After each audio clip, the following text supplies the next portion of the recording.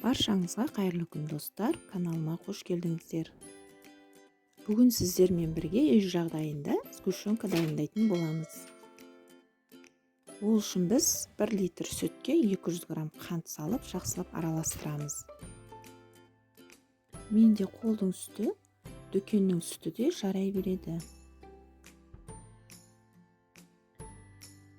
Енді сүтімізді газге қойып, қайнағанша осылай былғап тұрамыз.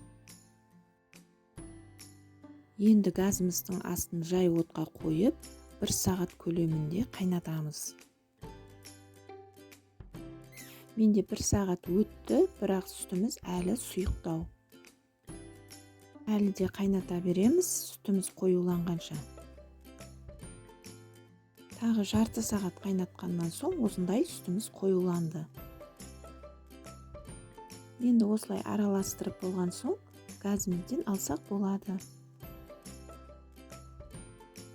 Мінекей осылай қою болып шықты, енді ыңғайлы ыдысымызға құйып аламыз.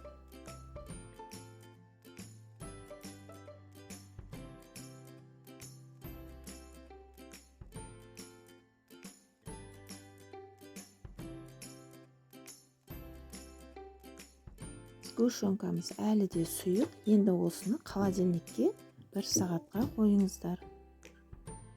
Мінекей холодильниктен алдық.